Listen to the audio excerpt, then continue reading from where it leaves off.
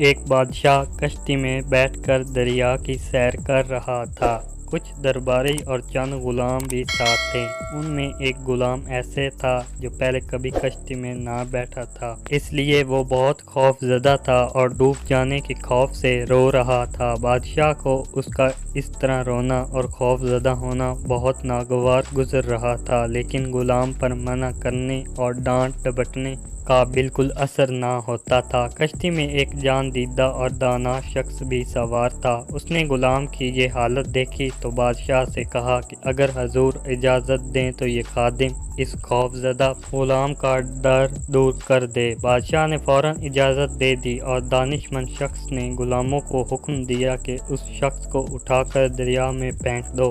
غلاموں نے حکم کی تعمیل کی اور رونے والے غلام کو اٹھا کر دریا کے اندر پھینک دیا۔ جب وہ 3-4 غوطے کھا چکا تو دانا شخص نے غلاموں سے کہا کہ اب اسے دریا سے نکال کر کشتی میں سوار کر لو۔ چنانچہ غلاموں نے اس کے سر کے بال پکڑ کر کشتی میں گھسیٹ لیا اور وہ غلام جو ذرا دیر پہلے ڈوب جانے کے خوف سے بری طرح رو رہا تھا، بالکل خاموش اور پرسکون ہو کر ایک طرف بیٹھ گیا۔ بادشاہ نے حیران ہو کر سوال کیا کہ آخر اس بات میں کیا بھلائی تھی کہ تم نے ایک ڈرے ہوئے شخص کو دریا میں پھینکوا دیا تھا، اور مزید حیرت کی بات یہ ہے کہ یہ اب خاموش بھی ہو گیا ہے۔ دانا شخص نے جواب دیا، حضور، اصل بات یہ تھی کہ اس نے کبھی دریا میں غوطے کھانے کی تکلیف نہ اٹھائی تھی۔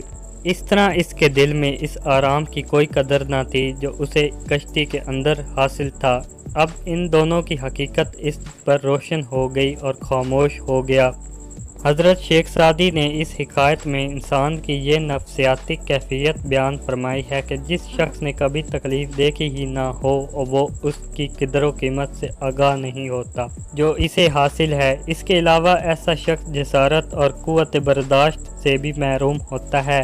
مسرت اور کامیاب زندگی وہی شخص گزار سکتا ہے جو رنج و راحت دونوں سے بخوبی آگاہ ہو۔